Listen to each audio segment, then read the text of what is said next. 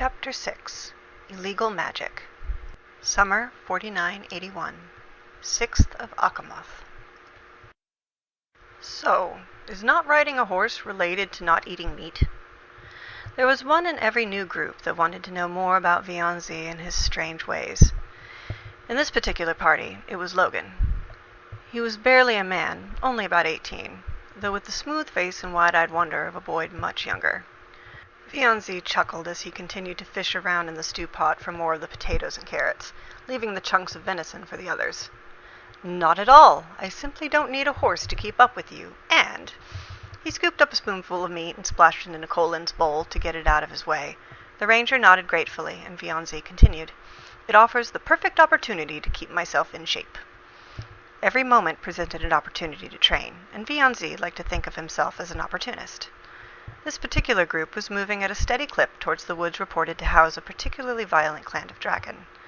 But they weren't pushing their mounts, so the monk found it a pleasant exercise to run beside the horses rather than ride one himself. He wasn't about to tell Logan that he could have kept up with them even if they had decided to push harder. The boy was confused enough as it was. Stay in shape. Logan looked down at Vianzi's loose clothes, hiding the old man's wiry strength, then away sharply when he caught Vianzi smiling at him again. So you can fight, but with no weapon. The second enlisted soldier, an older man with a messy beard graying at the chin, gave Logan a solid punch in the shoulder. How many times does he have to tell you, boy? No weapon and no armor. Hoenn was the grizzled sort. He never would have made it as a paladin, and though he was a soldier, he had only ever served in his small village, the one that had been attacked. I would be more likely to trip and stab myself than so much as nick my enemy, I'm afraid, Vianzi confirmed. Behind him, in a smaller dinner circle, the older of the two paladin officers scoffed, obviously listening in. They retained their haughty detachment, always trying to act as an example of honor and right action for their men, who were similarly always ignoring them. But how? Logan protested, rubbing his arm.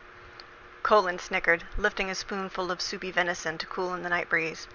I suspect you'll see soon enough, the ranger smiled knowingly. She had grown up with stories of monks, and had told Vianzi that one of the most revered of her order, back home in the southern wood, had traveled the kingdom with a quite powerful one. Or so the rumor said. Vianzi wasn't about to tell her that he knew both the ranger and the monk, intimately. Instead, he just grinned at her. Filling his bowl with enough vegetables to satisfy, Vianzi nodded at the still bemused Logan before walking the short distance to the paladins. He spent this journey with the common enlisted, but now that they were so close to their destination, he thought it was about time he gave the officers some of his attention.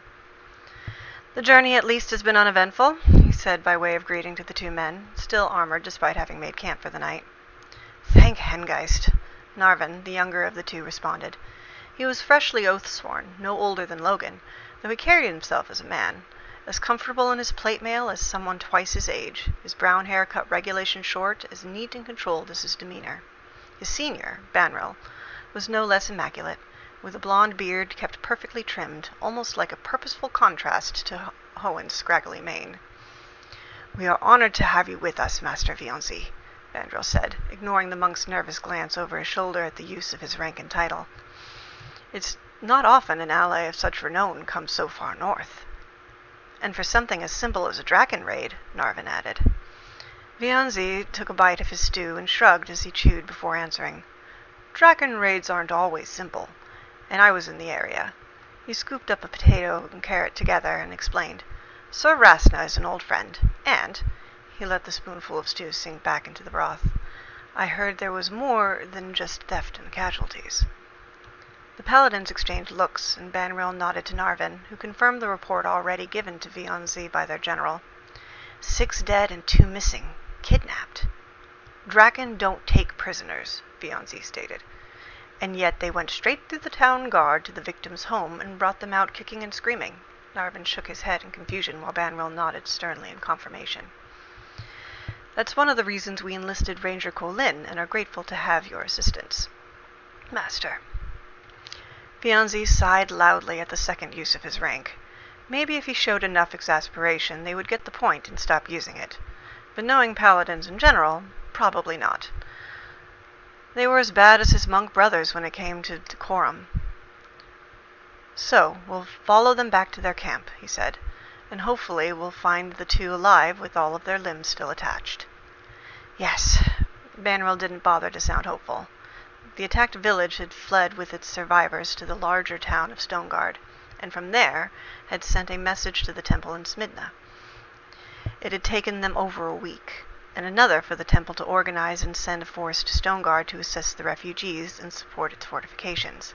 It took a third week to reach Stonegard, and only after that did they send the smaller party out to the abandoned town to attempt to find the Draken trail and hopefully save the captives. Nearly a month had passed since the raid, and as Vianzi had stated before, Draken didn't usually take prisoners.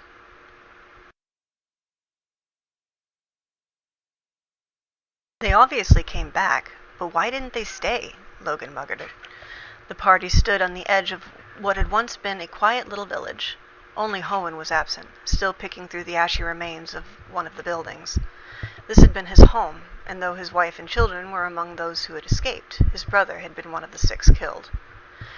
Banneril grunted, but Narvin answered. Why would they? Draken are nomads, bandits, monsters, only a hairbreadth worse than the barbarian tribes. Sir Narvin, Banneril chastised the junior knight. I've known some very honorable barbarians, good knight, Vianzi added a bit more kindly. They may raid on occasion, but this... He gestured to the skeletal remains of the burned-out homes and broken wall, shaking his head. Turning to Colin, he asked, You found the trail? The ranger kicked at a broken arrow shaft, sending it tumbling away along the line of deep-clawed footprints leading out of the village and towards the distant woods. You hardly need me at this stage. We'll see once we get among the trees. She scanned the town again, holding up a charred piece of wood and crumbling it in her hands. This fire is only a week old at most. Most likely they did come back and stay after the villagers evacuated, using up all the resources they couldn't carry before burning the remains and returning to the wood. And let's get to it, Hoenn called, returning to the group. He moved with a detached ease, but Vianzi could see the effort it was taking him to maintain the front. His right hand was balled into a fist, and his eyes were bloodshot from more than just shifting through ash. We need to find the fire starters, even if it's only to give their family closure. Fire starters? Logan asked. You want the Draken that did this specifically? He sounded more than a little incredulous. In further evidence that Hoenn was more affected by the destruction than he wanted them to know, the old man's answer lacked his normally gruff and annoyed tone. No, fire starters is what we called the ones taken. They were sorcerers, though not very powerful. That wasn't part of your report, Banneril said, disapproving. Hoenn merely shrugged. It could be important, Narvin argued with the silent Hoenn, but Colin cut across him. Let's go. We're losing daylight. Monk, you're with me. The rest of you, stay back. But not too far back, Vianzi added with a chuckle. You'll want to hear if we have to start a fight. Narvin glanced between the ranger, a woman who was only an ally, and therefore not part of their chain of command, and his senior, who in turn merely nodded. Don't engage if you can avoid it. We want to find these fire starters first. Vianzi was glad Banneril had enough experience not to be offended by Colin taking charge of his command. Vianzi didn't specialize in stealth, but he also didn't clang with every step.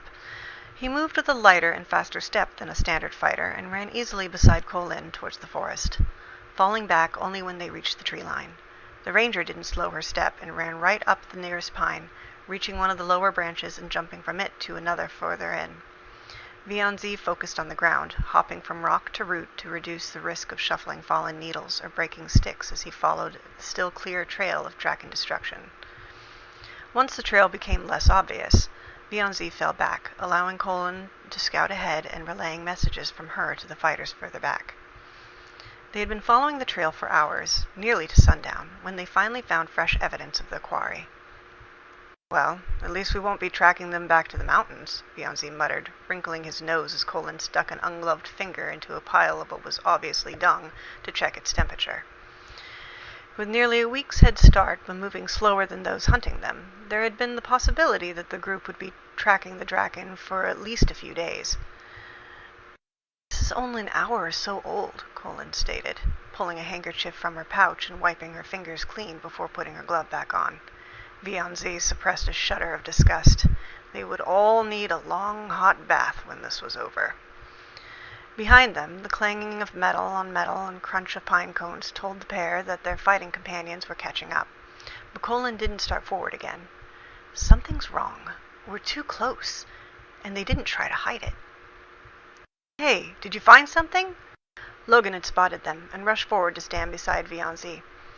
Logan opened his mouth to say something more when Vianzi's hand snapped out faster than the eye could follow, snatching an arrow from the air just before it could hit the dumbstruck lad in the chest.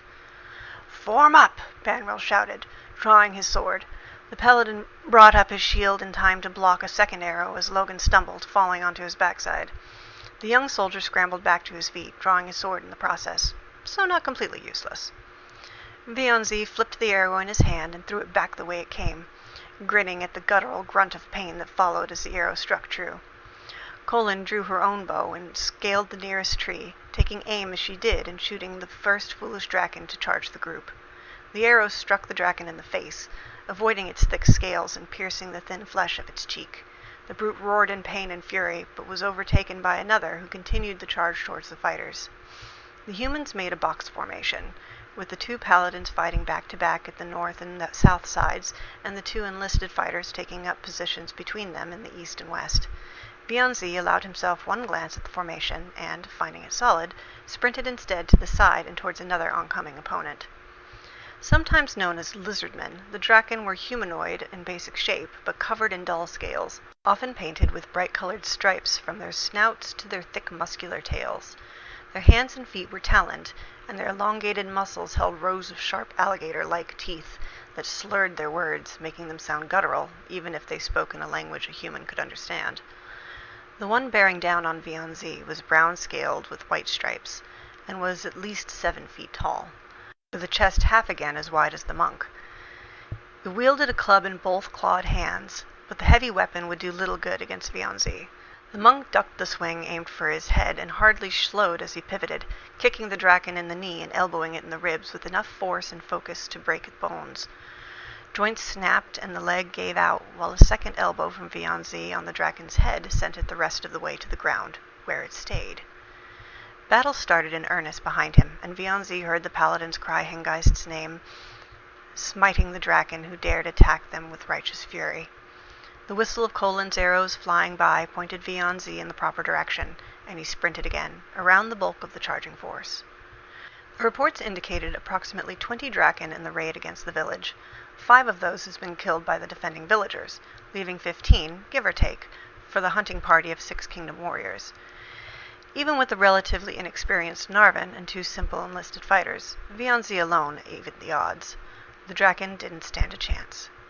Vianzi had hunted enough draken raiders in his nearly 40 years of adventure to know with confidence what was happening beyond his own personal fights. Colin, a ranger of the southern wood, would be raining death from above, focusing first on any enemy archers, as they would be the only ones able to reach her with the martial fighters below. Those same fighters would defend her perch and each other, fighting back-to-back against any that managed to make it past Vianzi.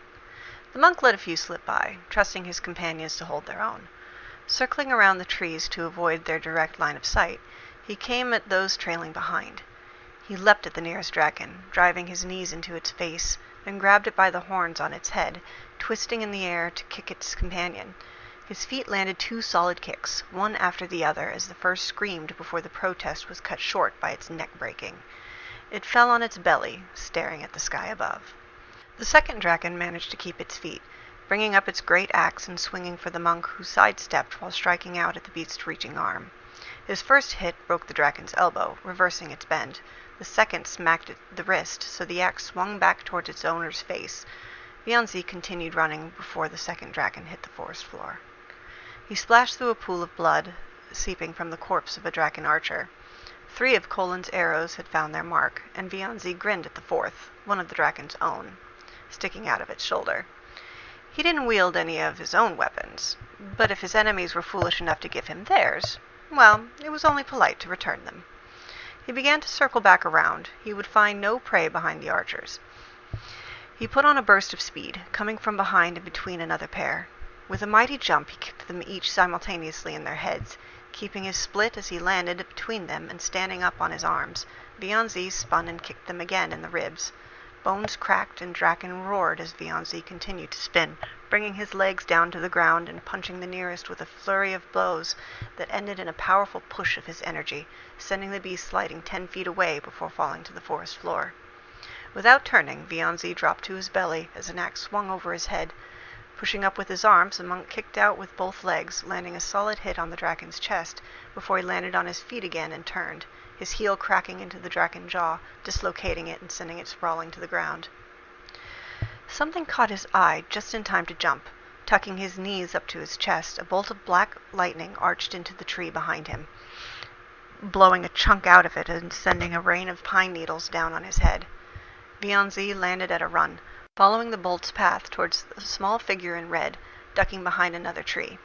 Passing the trunk, Vianzi swung with a backhand fist before turning. He only brushed fabric, and the figure in red rolled away, coming back to its feet with a hand stretched out towards the monk. A black tentacle stretched from the human's palm, its tip reaching out to strike Vianzi, but finding only air as he dropped onto his back, watching as the strange weapon swooped above him, then zipped back to the figure in red. Vianzi rolled onto his shoulders and kicked back up to his feet, sinking into his stance, but hesitating for a moment as the tentacle shifted, solidifying into a black sword. A human battle mage? With Draken? There would be time enough for questions later. It was never a good idea to give a spellcaster space. Vianzi rushed ahead with a double step that had him striking at the mage in the blink of an eye. But this was no berserker and no novice. The human managed to dodge Vianzi's punches and leapt over his sweeping kick. She tried to counter, swinging her thin blade in a wide arc to push him back, but all that did was put it in range. Vianzi stepped into the swing, slapping the flat of the blade up with his right hand and hitting the mage's wrist with his left to disarm her. The blade flew free, but dissolved into smoke, only to form again in the woman's other hand. She stabbed, ripping a hole through Vianzi's shirt as he rolled back. Halfway through the backward roll, he stopped, pushing off with his hands and kicking at the blade again. It flew high, but the mage managed to keep hold of it, stumbling away from the monk. Vianzi flipped back to standing again, but the mage had had enough. She was running away, spinning around just long enough to send another black bolt of lightning for him to dodge before she cut a circle in the air with the sword. A black night full of bright stars appeared in the circle, and the mage dove through it. Between one heartbeat and the next, she was gone, fine ash falling to the pine-strewn floor where the portal had been. "Master Vianzi?" Narvan's voice split the sudden silence. "Here." Vianzi bent over the remains of the mage's magic. He'd fought both with and against magic users, but he'd never seen a portal quite like that before. The clanging of armor signaled the arrival of the fighters, though it was Colin who reached him first, dropping from a nearby tree as he stood, rubbing sooty ash between his fingers. "I got 3, not including the one you shot. What happened here?" She narrowed her eyes pointedly at the tree left barely standing, with a half-circle cut from its trunk, the broken edges curling black smoke. "You can have half of that one. I took 5, and that was a spell. There was a mage with them," Vianzi answered, trying to grin. "She opened a portal. Perhaps I've gone slow in my old age, but she got away." Banrel sheathed his sword. It was glowing with a faint white light, and once it was gone, the woods suddenly seemed much darker than with just the twilight could explain. "A teleport can be tracked. The Mages Guild should have a record," but Vianzi was shaking his head. "That was like no teleport spell I've seen before." "Illegal magic?" Narvan asked, looking from Vianzi to Banrel and back again. Banrel hummed. "It will need you to give a detailed report, Master Vianzi." The monk sighed but nodded. The paladins always wanted detailed reports. This one was just going to be much longer than usual. Shaloon hit a pair of dangling legs as she rolled over the stone floor. She spun in a crouch, her black sword before her, half expecting the monk to be right behind, but only finding her robed associate. Morndancer arched a blonde eyebrow at her. "You're back early? I thought you said you were bringing one more." "2 will have to do for now," Shaloon sighed, dropping her sword and letting it dissolve into smoke as she stood stiffly. She'd had to channel much more magic than she was used to in order to keep up with the monk's attacks. She was going to be hurting for a few days at least. Morndancer scoffed, turning his back to her. "Their blood is too thin, but it's better than nothing." The owner of the legs she'd hit groaned behind her. Suspended off the ground, the 2 villagers she'd taken hung from chains by the wrists, neither coherent enough to understand the conversation going on. I suppose we will need to find a new tribe for next time. The temple responded faster than I expected. We should probably wait at least a few seasons before hunting again, Shalhoun agreed. They couldn't risk the province, or worse, the kingdom, interrupting their experiments.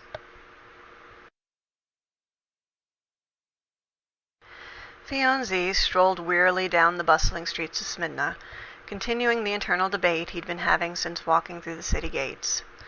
It was almost time to make a decision. He could see the towering spires of the Church of Solai arching gracefully towards the noon sun, and beyond them the parapets of the Temple of Hengeist, patrolled by knights in gleaming armor.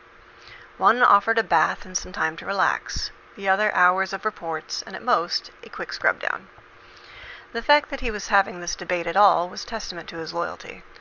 Still, as Sir Banro led the others towards the temple, Vianzi made his decision and turned towards the church. "Master Vianzi," Sir Narvin noticed.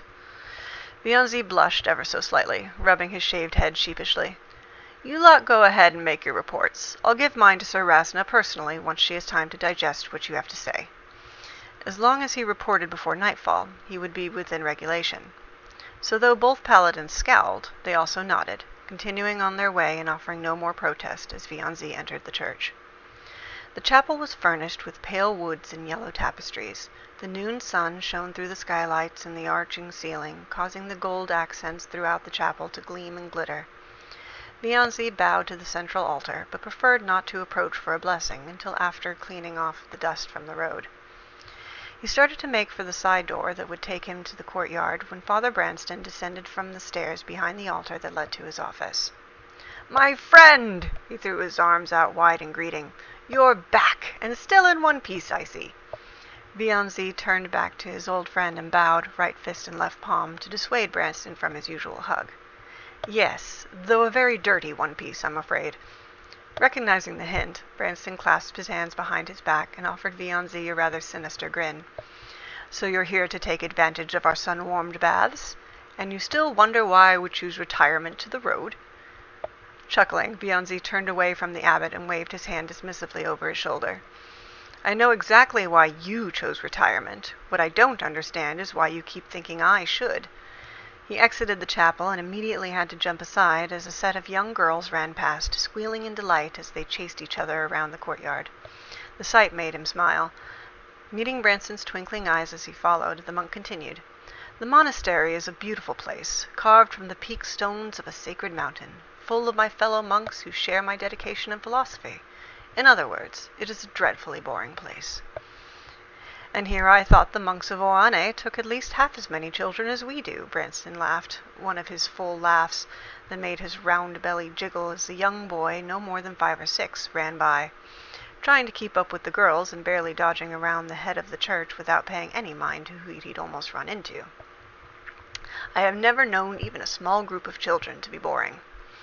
Vianzi sighed, looking up to the sky and the sun rays filtering through the leaves of the great central tree. "The monastery requires a certain amount of discipline from their wards. I'm afraid it can be smothering for some of the children there." "That's a shame." "Master!" A young voice interrupted from the side. Following the sound, Vianzi looked down to see Sean sitting at the same bench where he'd been bullied a month previously. Vianzi hadn't even noticed the boy until he called. He had his journal spread open on his lap and a pencil held loosely in his left hand. The book was full of what looked like sketches of the other children running around the courtyard.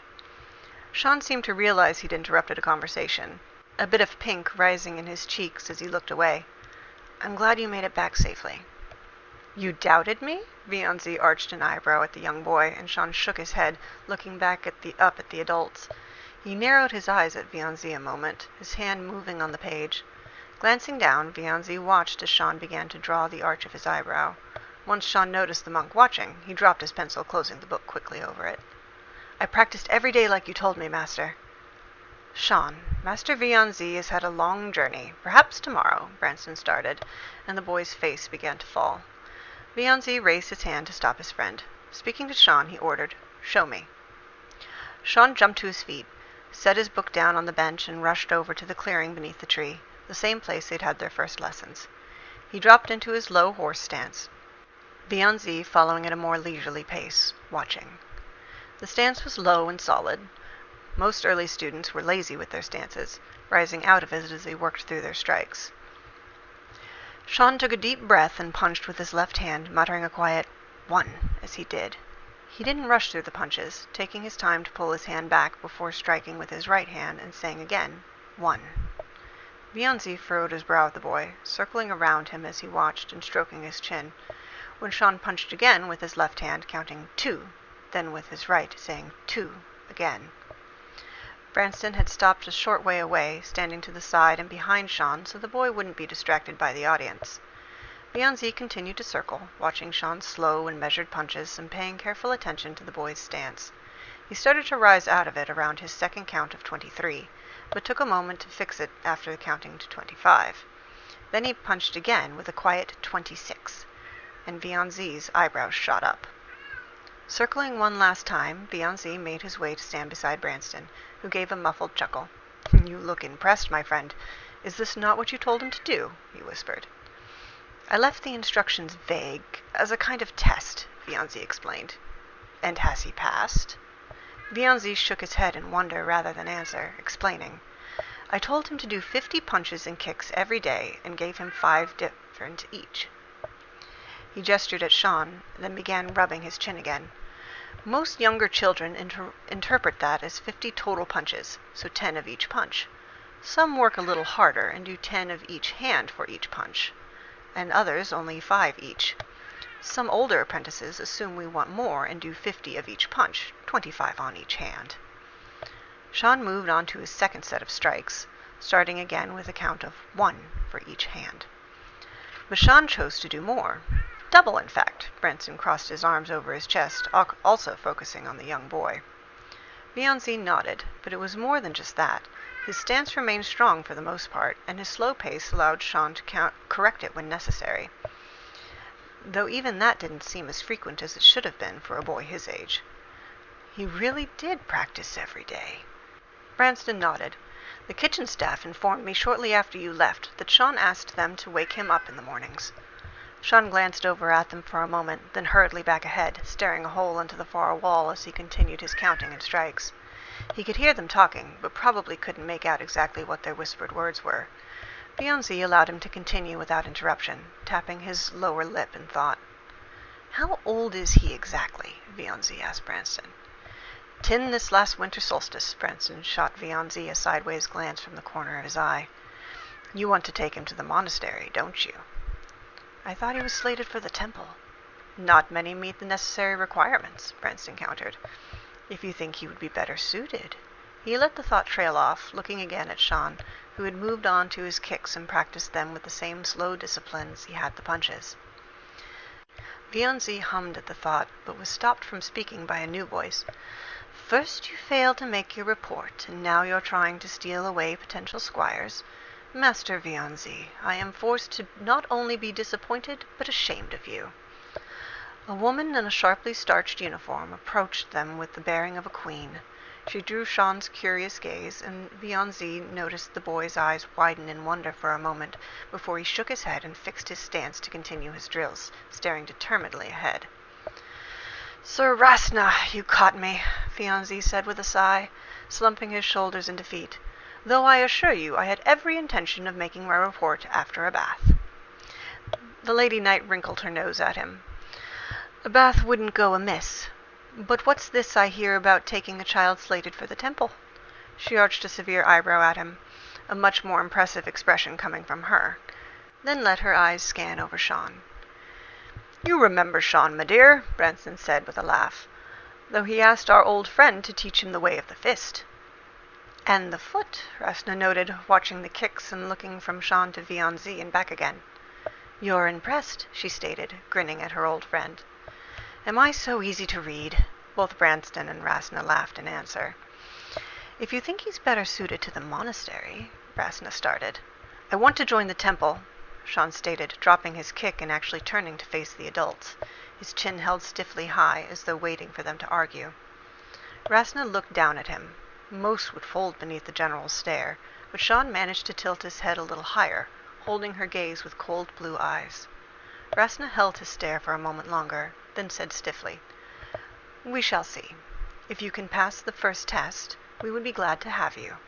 Anyone capable of impressing this one," she nudged Vianzi with her elbow, and he rubbed the spot as though it had hurt him, "will do just as well serving Hingeist."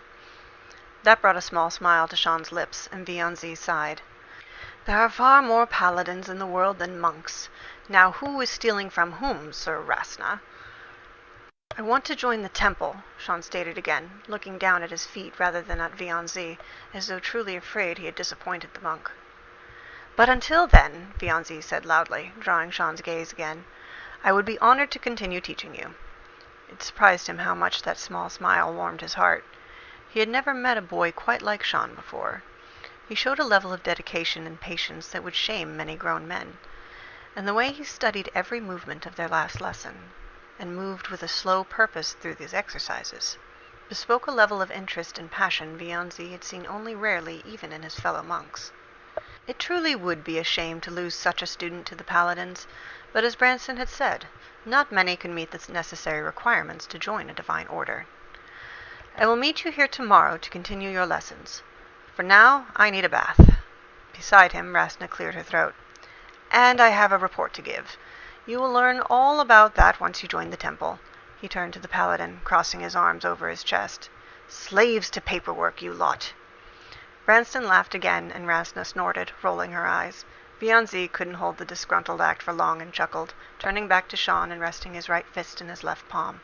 Sean quickly mirrored the motion, bowing low to the monk, who couldn't help but smile. Sir Rasna stood at her western window, watching the sunset paint the sky in colors of fire. With her hands clasped loosely behind her, and her shoulders held straight, though soft, Vianzi was sure he'd succeeded in sneaking up on her. He considered palming the young knight guarding the door some coin for agreeing to let him slip in while the evening bells from the church muffled his entrance. He wouldn't have managed it if the young man hadn't been the same as his last meeting, nor if the recently oath-sworn paladin had insisted on announcing him despite the monk being expected. In the end, Vianzi didn't bother. The paladin would have been more offended than thankful, the gift implying bribery for breaking protocol. The office of the general of the Temple of Hengeist in Smidna, the second largest city in Clearhelm, was far less grand than that of the abbot of the Church of Solai. It had large windows on the north and west walls, though smaller than those of the church.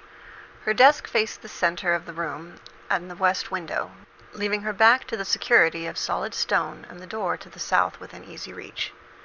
There was a small shrine to Hengeist in the northeast corner and a grand tapestry behind her desk bearing the temple's seal, a raised silver sword over a blue shield. The only personal additions Rasna had made when gaining the position and office were a fine blue and silver carpet from the deserts of Halakon and the small tea set from Oane on her desk.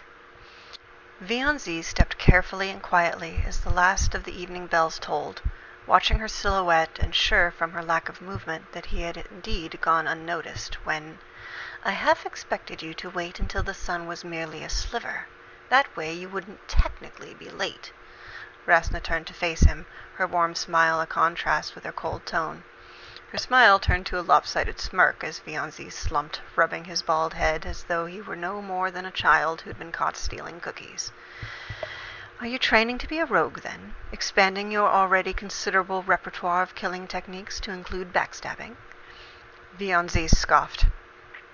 "I'm offended, Sir Rasna. And after I rushed all the way here so as not to be too late." "Rushed. And here I thought you might have fallen asleep in the church's baths, old man." He was only a year older than the knight, her steel-gray hair showing no hint of its former auburn hue. "Now you listen here, greenhorn." Vianzi shook a fist at Rasna, smiling broadly at the old game between them. "If this is the thanks you give your seniors for so graciously giving you extra time to review the others' reports, then perhaps next time I will come right away and bombard you with both my stench and elderly wisdom."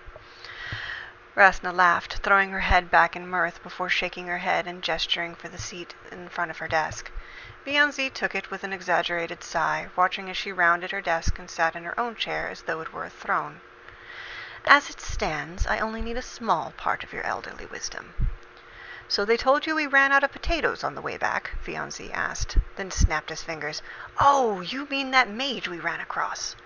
You ran across, Rasna corrected, finally growing serious. I did actually take advantage of the time you so graciously granted me, and checked with the Mages Guild. There should be no mages in that part of Clearhelm. The closest is a man just north of Hammerfoss. Lacing her fingers together, she leaned over her desk. Tell me what you saw. Vianzi leaned back, stroking his chin as he relayed the details of his relatively short fight with the mage. I've never seen spells like that, Rasna. Tentacles? And her escape, in particular. No flash of light and vanish. It was as if she cut a hole in reality itself, and I couldn't see beyond it. Even the lightning she threw around was unnaturally colored. I've only seen its like once before. Rasna sighed and began shifting through the papers stacked neatly on her desk. She didn't have to ask him when he'd seen such a spell before. She'd been with him. And what of those taken? No sign, but you knew that already. Yes, but what I didn't know was that they were sorcerers. She pulled 2 sheets of paper from the pile and sent them aside.